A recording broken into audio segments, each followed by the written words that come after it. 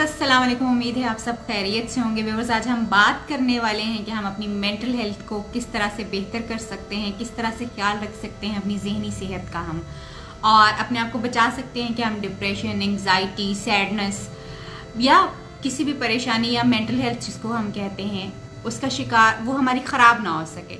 सबसे पहली जो इम्पॉर्टेंट चीज़ है, जब कभी आपको लगे कि आपका दिमाग जो है एकदम से बहुत सारी चीज़ों में उलझा हुआ है, बहुत ज़्यादा परेशान हो चुका हुआ है और बहुत सारी चीज़ें उसमें चल रही हैं, तो कोशिश करें कि अपने दिमाग में आने वाली तमाम नेगेटिव चीज़ों को जो है वो लिखना शुरू करें, यानी अपने पास उसको राइट डाउन कर लीजिए।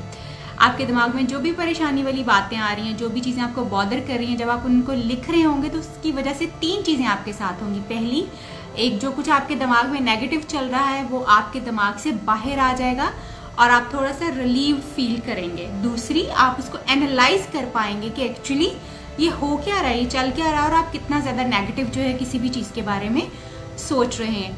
चौथी, जब आप उसको एनालिसिस कर पाएंगे तो फिर आप ये भी सोच पाएंगे कि क्या वाकई जो आप इतना नेगेटिव सोच रहे हैं, क्या सिचुएशन इतनी ही नेगेटिव है या आप इसके बारे में ज़्यादा नेगेटिव हुए जा रहे हैं, और फिर आप अपने नेगेटिव थॉट्स को पॉजिटिव थॉट्स में चेंज कर सकेंगे।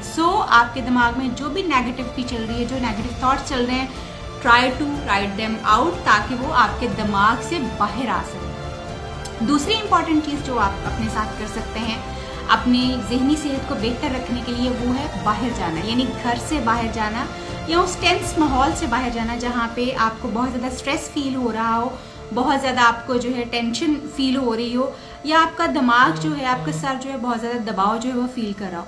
कोशिश करें कि जब कभी आप बहुत ज़्यादा स्ट्रेस्ड हुए हों तो घर से और उस सिचुएशन से, उस जगह से बाहर जाएं जो आपके लिए प्रेशर क्रिएटिंग है। जब आप बाहर जाते हैं तो आपको फ्रेश एयर मिलती है, आप इर्द गिर्द लोगों को देखते हैं, जब आप लोगों को देखते हैं, फ्रेश एयर आप लेते हैं तो आपका दिमाग खुद ब खुद पुरसकून होना शुरू हो जाता है और आप बेहतर फील करना शुरू करते हैं।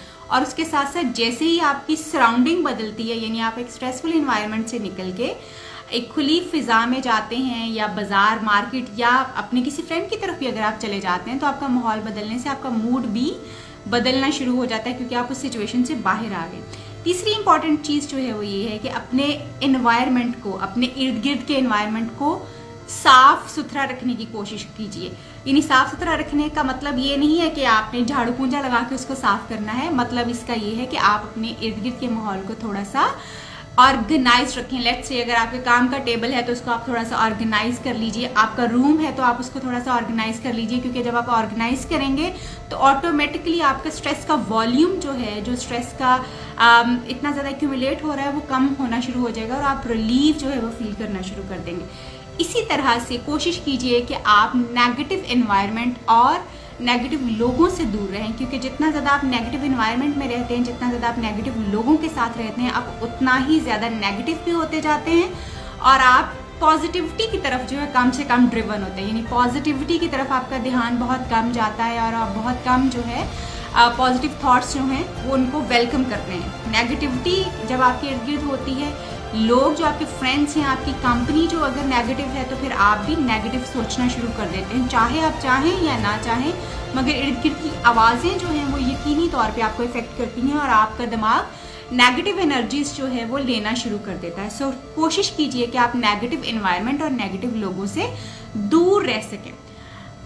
अपने बच्चों के साथ, या फिर अगर आपके बच्चे नहीं हैं तो अपने बहन भाइयों के बच्चों के साथ, और अगर आपका कोई पेट है तो उसके साथ अपना टाइम ज़रूर स्पेंड कीजिए, क्योंकि जब आप बच्चों के साथ प्ले करते हैं, बच्चों के साथ अपना टाइम स्पेंड करते हैं या अपने पेट्स के साथ अपना टाइम स्पेंड करते हैं तो उससे आपको एनर्जी मिलती है, क्योंकि बच्चों में बहुत ज़्यादा हाई एनर्जी होती है और इसी तरह से पेट्स भी हम देखते हैं कि वो बहुत ज़्यादा कडल करते हैं, बहुत सारी एनर्जी उनके अंदर भी होती है। जब आप उनके साथ प्ले कर रहे होते हैं तो वो एनर्जी आपको ट्रांसफॉर्म हो रही होती है और आपका मिजाज और मूड जो है वो ऑटोमेटिकली अच्छा होना शुरू हो जाता है।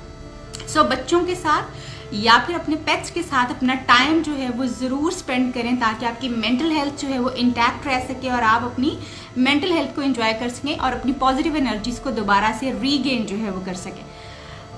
पांचवी जो इम्पॉर्टेंट बात है जो आपको करने की ज़रूरत है जब आप चाहते हैं कि आपकी मेंटल हेल्थ जो है वो इंटैक्ट रहे, वो ये है कि जब कभी आप स्ट्रेस में हो, जब कभी आपको लगे कि आप परेशान हैं, आपकी दिमाग में सोचें जो हैं वो बिल्कुल गुड मूड हो गई हैं, क्लियर थिंकिंग नहीं हो रही, कॉल अ फ्रेंड। अपने फ्रेंड को कॉल कीजिए, अपने किसी फैमिली मेंबर को कॉल कीजिए जिसके ऊपर आप डिपेंड कर सकते हैं, जिसके साथ आप बातचीत कर सकते हैं, जिसके साथ आप अपनी शेयरिंग कर सकते हैं। बिकॉज आपका फ्रेंड जब आएगा और आप उससे अपना जब चीज़ों को शेयर कर सकेंगे, या फैमिली मेंबर्स के साथ में, फैमिली मेंबर्स में से जो फैमिली मेंबर आपकी बात को सुन सकता है, आपको समझ सकता है, उसको बुलाएंगे, उससे शेयरिंग करेंगे, तो ऑटोमेटिकली चाहे आपको सोल्यूशन मिले या ना मिले, जब वो चीज़ आपके दिल से बाहर आएगी, आपके दिमाग से बाहर आएगी, आप उसको लफ्ज देंगे, तो आपका दबाव जो है, ज़हनी दबाव जो है, वो ऑटोमेटिकली कम होना शुरू हो जाएगा।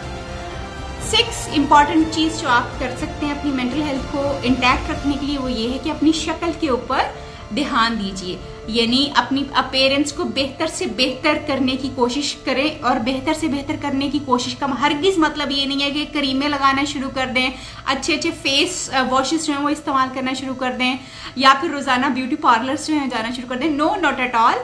अपनी सेहत का अपनी जो अपीयरेंस का ख्याल रखने का मतलब ये है कि आपकी बियर्ड बहुत ज्यादा ना बढ़ी हुई हो, जिससे लोगों को लगे कि ओहो ये तो बहुत ज्यादा स्ट्रेस्ड है। आपके बाल जो है प्रॉपरली ट्रिम हुए हों। इन चीजों का, छोटी छोटी चीजों का जो कि आपकी डे टू डे चीजें हैं, जो कि आपको फ्रेश लुक जो है वो देती हैं। ऑफकोर्स उसमें मुंह धोना और अच्छे तरीके से धोना जो है ऑफकोर्स उसमें शामिल है। अपनी अपीयरेंस को फोकस कीजिए। जब आप अपनी अपीयरेंस को फोकस करेंगे तो आप अपने बारे में अच्छा फील करेंगे। जब आप अपने बारे में अच्छा फील करेंगे तो ऑटोमेटिकली स्ट्रेस रिलीज होगा, आपकी मेंटल हेल्थ जो है वो बेहतर होगी।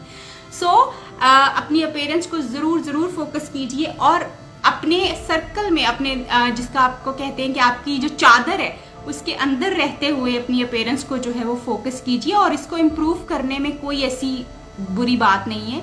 You should focus on your self, और यू शुड इम्प्रूव योर जो आपको बाहर नजर आ रही है आपकी शक्ल वो भी, और जो आपका इनर है उसको भी बेहतर करने की कोशिश जो है वो करनी चाहिए।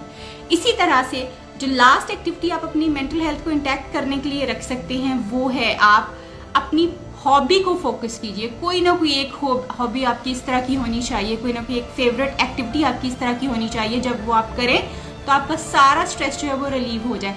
चाहे आप स्ट्रेस्ड हैं या नहीं हैं, मगर आपकी एक हॉबी इस तरह की होनी चाहिए जो आप अपनी रूटीन में शामिल किए हुए हैं। मे बी हफ्ते में 1 दफ़ा आप उसको प्रैक्टिस कर रहे हैं, मे बी हफ्ते में 2 दफ़ा आप उसको प्रैक्टिस कर रहे हैं, और जब कभी आप स्ट्रेस्ड होते हैं तब आप उसको प्रैक्टिस करते हैं।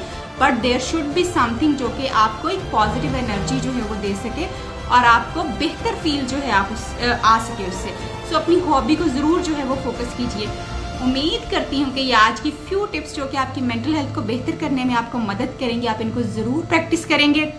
वीडियो के ऊपर कमेंट्स ज़रूर कीजिएगा अगर आप प्रैक्टिस करें दिए गए टिप्स को। अगर आपका कोई सवाल है मुझसे तो आप अभी मुझसे पूछ सकते हैं, मैं उसको जवाब दूंगी आपकी मेंटल हेल्थ के अराउंड।